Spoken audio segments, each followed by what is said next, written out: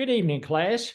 We're going to dive into chapter 4 of our microeconomics class, but typically, or similar to what I've done in the past, we're going to talk just a few minutes and review some of the aspects that we actually talked about in chapters 1, 2, and 3. And we talked about earlier in the chapters, we described the market. It's an organization or a place that brings buyers and sellers together. We described the demand curve. We described the supply curve.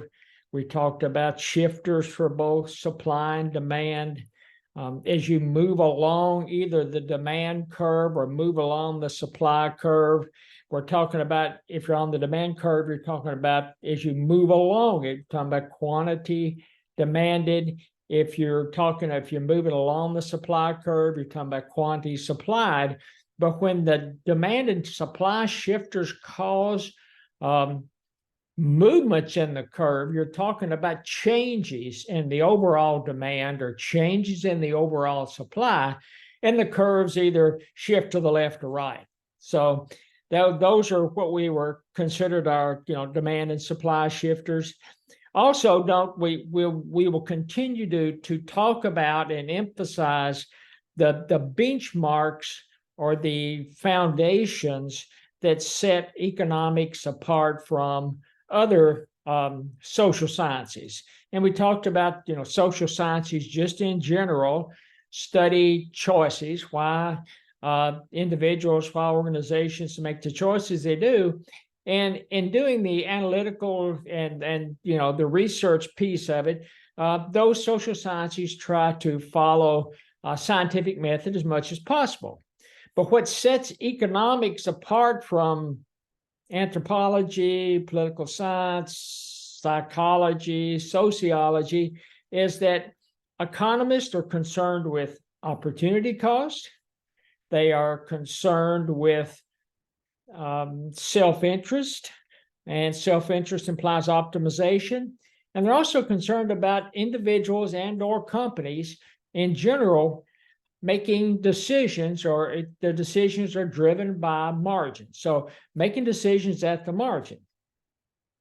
And as we before we get into chapter 4, I want to go back to the little 2x2, and I can't remember what page it was on in the text, but and it may have been in chapter 3, but they had the little 2x2, and it talked about this.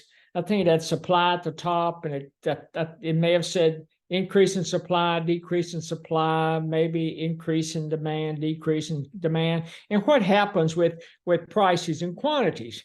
And if they both move in concert, so if supply shifts to the right and demand, so supply shifting to the right, demand shifting to the right, we automatically know that quantity is going to increase, but we don't know what's going to happen to the price because it's going to depend on the slope and the magnitude of the shift between the two curves.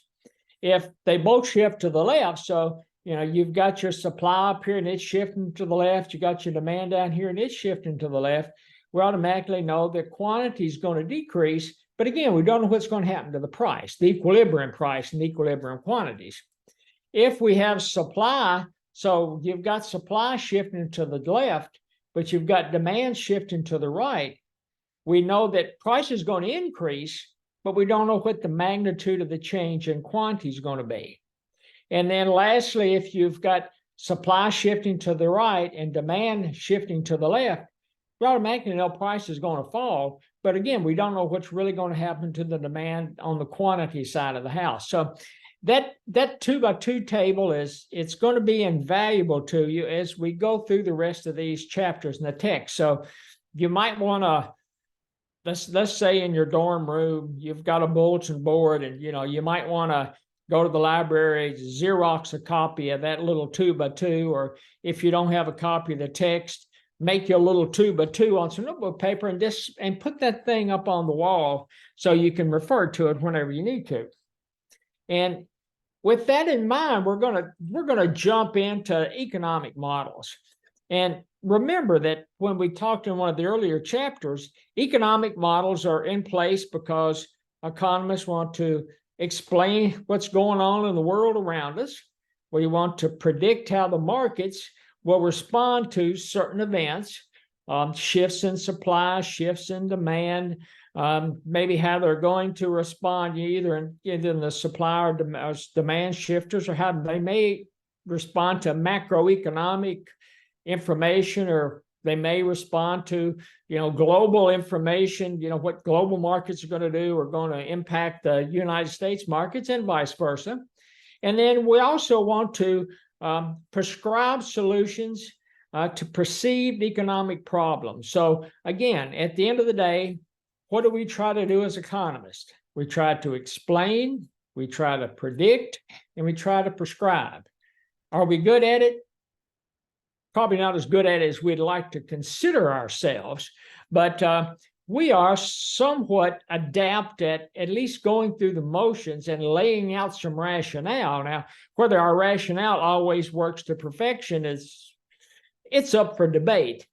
And if you're listening to Fox Business, or reading the Wall Street Journal, or maybe you're listening to CNN, any of the talking heads that pontificating about how the markets are moving, and oh my God, the economy is in bad shape, and China's impacting our economy. We can't get the computer chips we need, and they're talking about what stock to buy and what stock not to buy, and everything that they are regurgitating, because the majority of them may not be that smart to, or may not have enough knowledge to provide you with the rationale. But what they're regurgitating is information that typically is coming from an economist or a think tank somewhere, and they're just trying to pass that information on to the consuming public.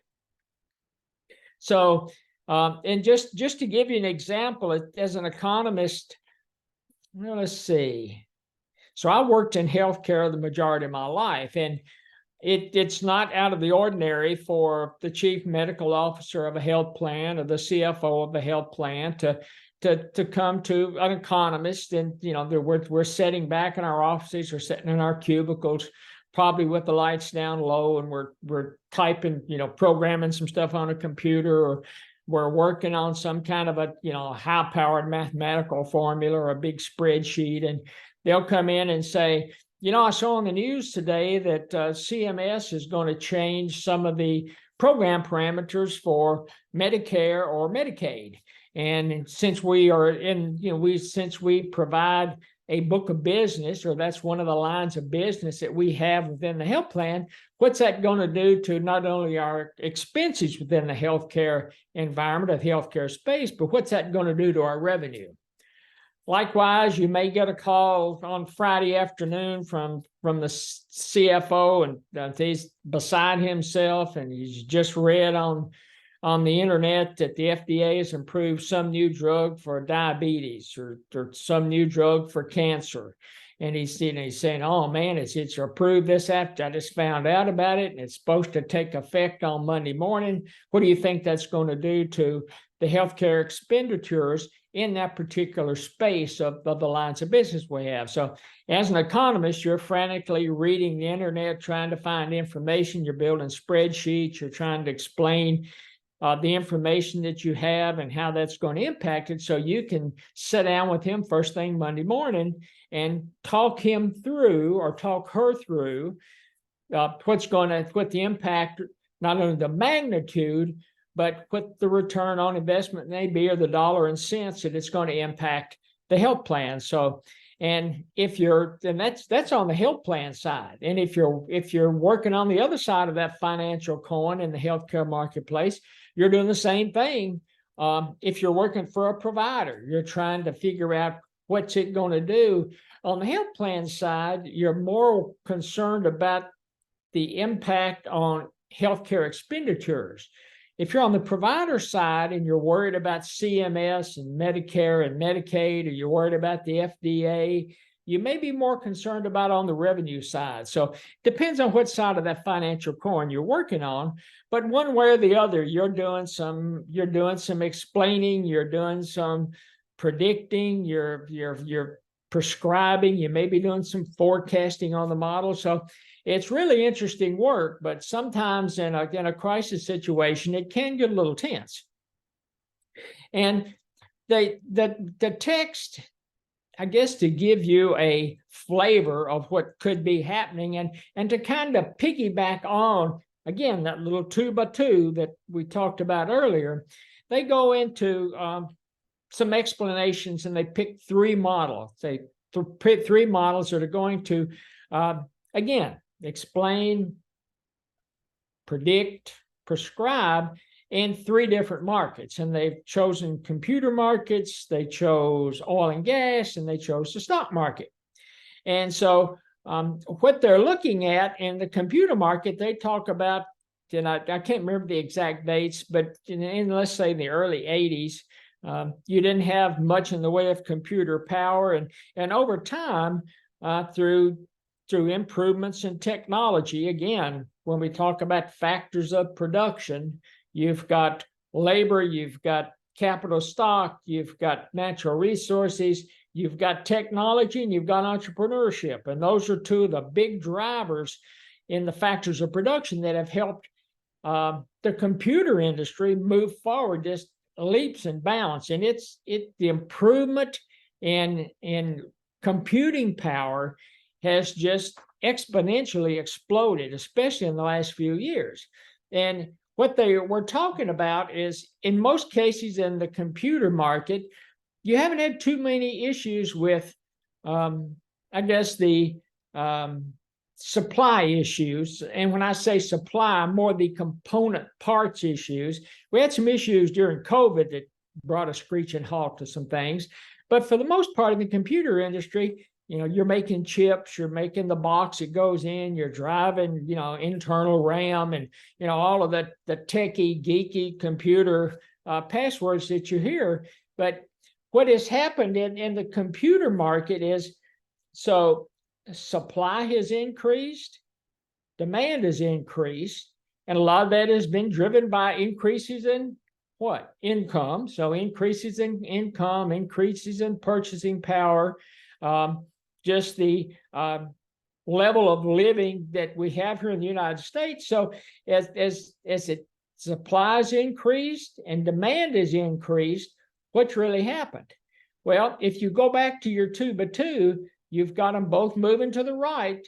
And what did we say when they both moved to the right? Quantity is going to increase, but we're not sure what's going to happen to the price, because it depends on the magnitude of the shifts between your supply and your demand. And in this case, with computers, the supply has shifted more to the right than the demand has shifted to the right. And so we've got a decrease in price and an increase in quantity. So in the computer market, through technology and entrepreneurship, improved production efficiency, we've had an increase in supply, an increase in demand. And if you go back to that little 2x2 in the book, so your expected quantity to go up, which it did, and because we didn't know what the magnitude of those shifts were, typically, or on average, you're unsure until you start playing with the curves and watching them shift. But in the case of computers, the price actually went down. So fairly stable, let's say a fairly stable market, at least at this point in time. Not a whole lot of volatility. So we're going to take the computer market and set it aside, and we're going to look at oil and gas. And they talk about oil and gas, and even with the push from the Democrats here in the United States and the push in other countries around the global economy for electric vehicles, I mean, that push has been upward. So they're pushing everybody to go to an electric vehicle. But just because of all of the increase and just the overall income and the standard of living throughout the world, the demand just continues to increase for oil and gas. And it's driven, as I said, by income, and especially in the developing countries. And what you have in oil and gas is you have this giant behemoth, and it's called OPEC, and it's oil producing, I can't even remember what OPEC stands for, but it's basically your oil producing countries within the world. And then the two big players in that market are Saudi Arabia and Russia. And so what happens is you've got them supposedly playing in the sandbox, and they're supposed to play together in the sandbox, and they get together and have meetings. And the rationale for the meetings is, and the rationale is right, if you control supply, you can probably control the price. So they want to restrict the supply so that the price goes up. And that's their goal, as long as everybody's playing in the sandbox together. But if you go back to the three tenets that we discussed earlier in this segment, the second tenet in there, it talks about, as far as the building block of microeconomics, it talks about what? Self-interest. Self-interest is all about optimization. So you've got these countries within OPEC trying to play in a sandbox together, and all of the countries individually want to see the price go up, but they would also like to produce more. They'd like to produce more units, keep the price up, and have all their other buddies in OPEC control their supply, so it generates more revenue for them. And it doesn't work that way. And it happened in 2007, 2008, when they got crossways and they couldn't control supply. It happened again in 2020 when Saudi Arabia and Russia were at odds with each other, and they drastically increased supply.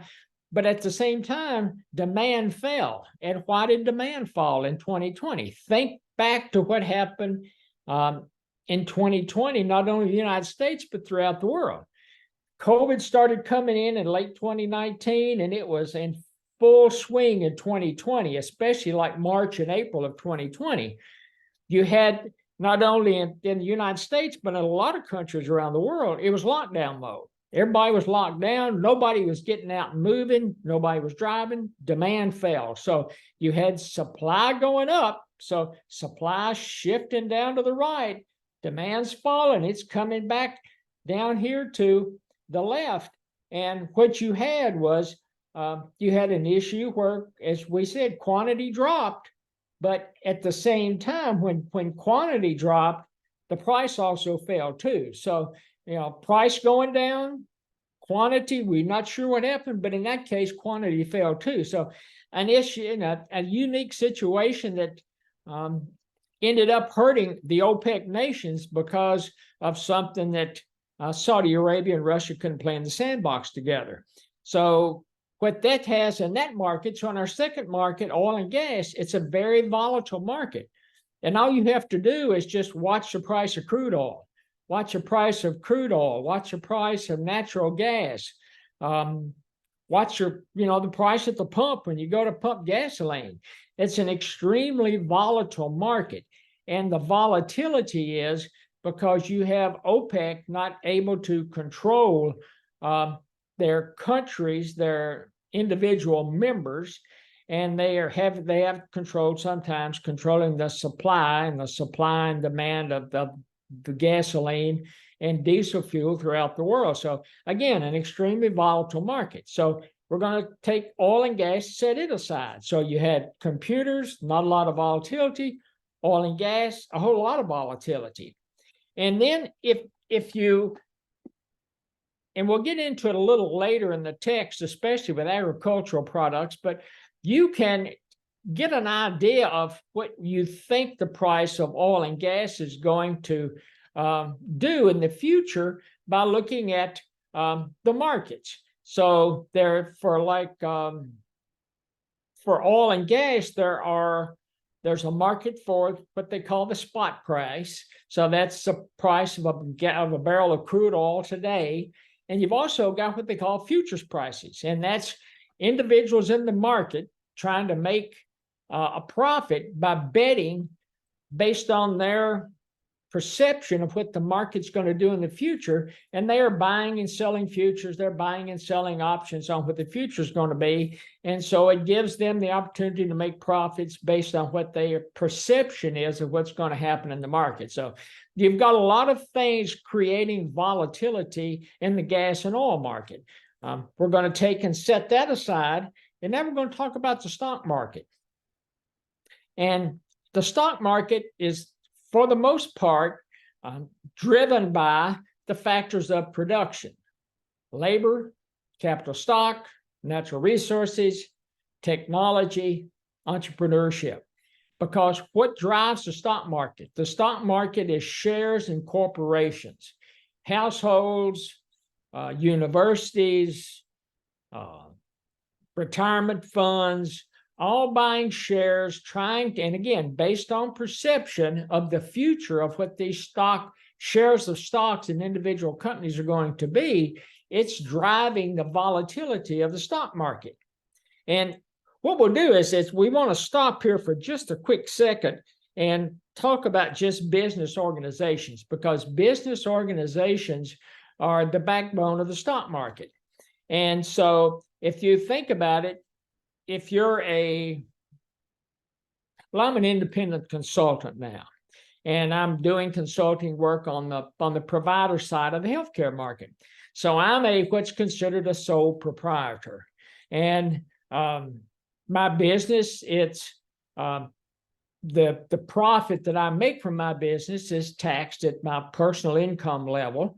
And if something happens and goes south on my business, I'm completely responsible for it. I have full liability for the end result of what happens to my business.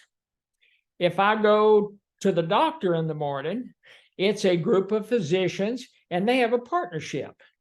And similar to sole provider, it's a partnership, and they have gotten together and they've agreed to work together in a partnership arrangement, but the profits they made are passed on to them individually, and they are priced at the personal tax level. And like myself, they are fully responsible or fully liable for anything that goes south on their business. Now, if you take the sole proprietor and the partnership and set them aside, and you look at a C Corp, which is what most corporations are, C Corps, they have to be a C Corp to be, I think, traded on the stock exchange. But what you do is when you incorporate, you take and it eliminates the liability. So you don't have any personal liability with the corporation. The downside with the corporation is you're taxed twice. So General Motors, huge corporation, a lot of people own shares of stock in them. They make a profit this year. The corporation itself is taxed at the corporate tax rate.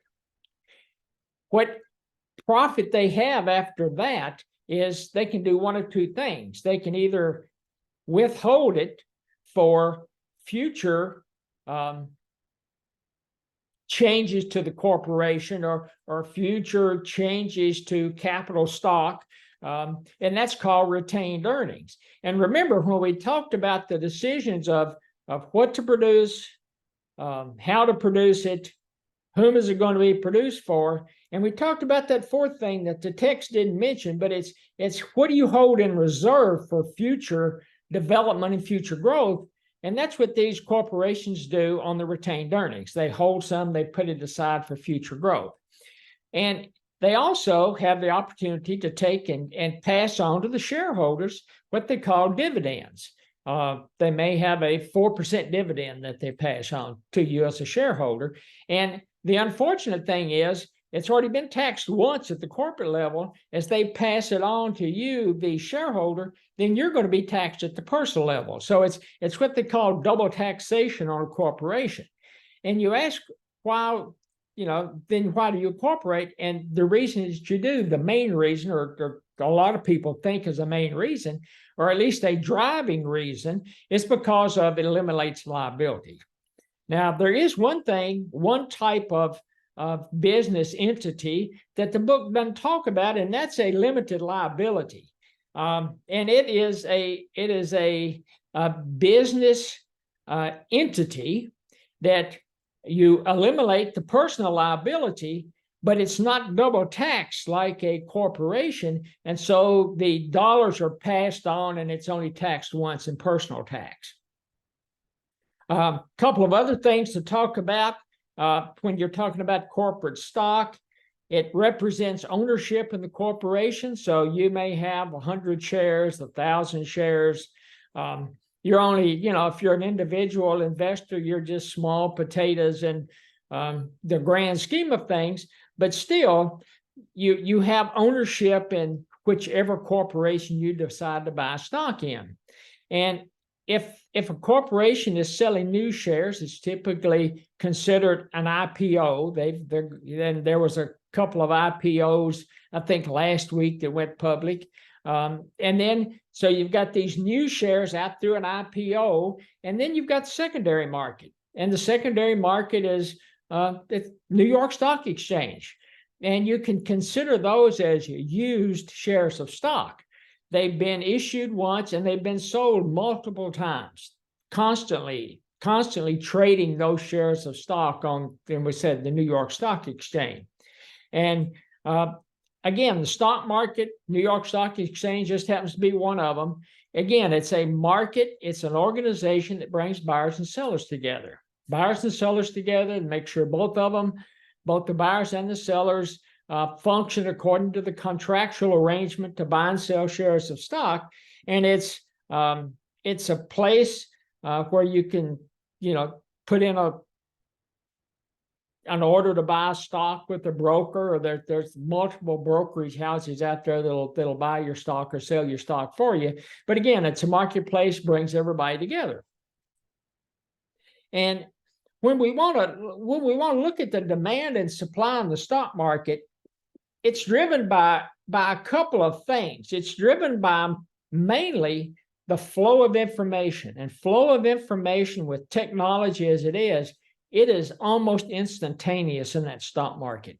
Not only is the flow of information instantaneous, but the ability to bring buyers and sellers together and to trade shares, or to buy and sell shares, it quickly drives the market to the equilibrium price and the equilibrium quantity. So buyers and sellers are in there constantly buying and selling stock. The demand, you've got buyers that are interested in the stock and they're willing to pay, and you've got sellers who are interested in selling the stock, and they bring them together. And it's all driven by utility and self-interest, because buyers and sellers are both wanting to make a profit off the stock market. We've talked about retained earnings. We've talked about dividends. And so people ask, well, and the stock market it's in some instances high risk, high reward. At least that's what you're hoping for. But they say, why assume the risk in the stock market? Because again, you're working off perceptions of future earnings. And you assume that risk because of you hope to gain profit through capital appreciation. You buy a share of stock today at $10, and when you sell it, you hope it's doubled or tripled in price. And you also buy it because of, as I talked earlier about the dividends. You buy it for the dividends. So you have the opportunity through capital appreciation and dividends to profit off of a given share of stock. And what you have in the stock market, it's driven by asymmetric information. Everybody is collecting information to help them make decisions on whether to buy or sell stocks, and the information is not equal across buyers and sellers. It just there's a cost to that information, and that information it's just as I said, it's asymmetric. There is a tremendous amount of risk and uncertainty involved in trading shares on the stock market, because everything is based on the perception of the future. And what happens is lower prices. So you've got lower prices. Think about your demand and your supply curve. You've got lower prices. You have more investors believe that the future earnings at those lower prices justify the price of a stock, and they want to buy the stock.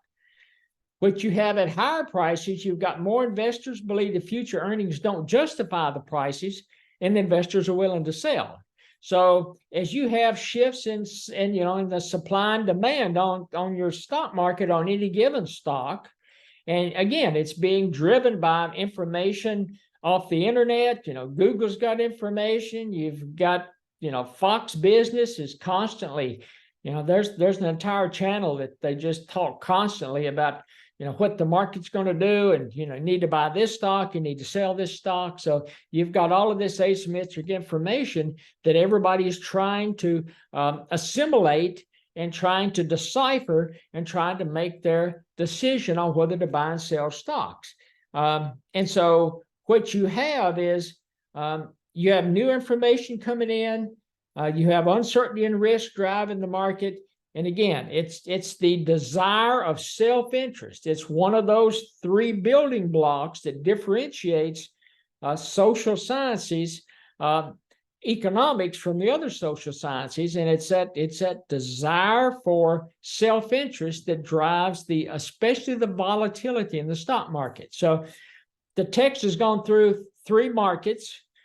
You've got the market for computers, fairly stable. You've got market for gas and oil, highly volatile because of characters at OPEC trying to control the price and the quantities by playing around with supply. And then you've got just the stock market that is driven by asymmetric information. You've got perception of the future and the risk and uncertainty that underpins the entire stock market.